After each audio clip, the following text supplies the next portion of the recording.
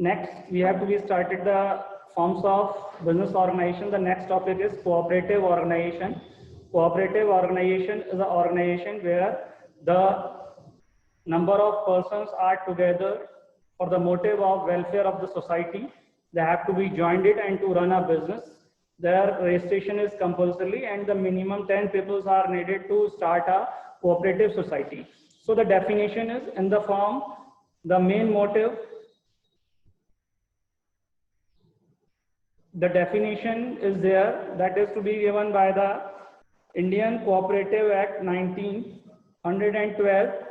Cooperative organization is a cooperative organization is a society which has its objective to perform the economic interest of its member in accordance with the cooperative principles. The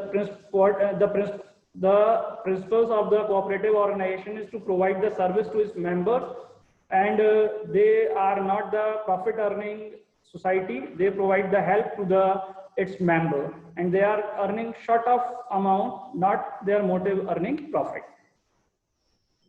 The next is the features of cooperative society. There are several features in the cooperative society. The first is the voluntary association. Voluntary association is a individual association where the number of peoples are gathered. Anyone may be come and go. There is no force while we are involved in the cooperative society. So any member may come or go. The next is the legal status is there. While the legal status is to be found, without the legal status, cooperative society is not formed. So the cooperative society have a legal formation. There is a legal way to start the cooperative society. So there is need of registration is compulsory. Without the registration, cooperative society not be involved. The minimum 10 members are to be there to start a cooperative society. The next is the limited liability. The next is important to the limited liability, as the limited word means their liability are fixed as per their investment in the business. They have the risk up to their investment. If there is a firm, a cooperative society have a loss, they have a minimum risk. Their risk is to be minimized up to their investment, which they are to be involved in the cooperative society.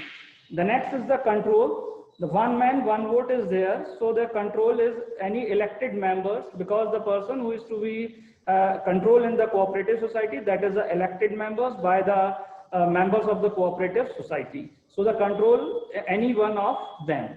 The next is the service motive.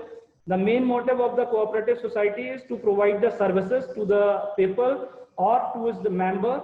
There are several cooperative society like the agriculture cooperative society. The members of the agriculture cooperative society provide the service to the farmers, and they provide all the equipment, tools, seeds, and other information to their benefits for their members. The next is the equal voting right. Equal voting right is to be understood by the student.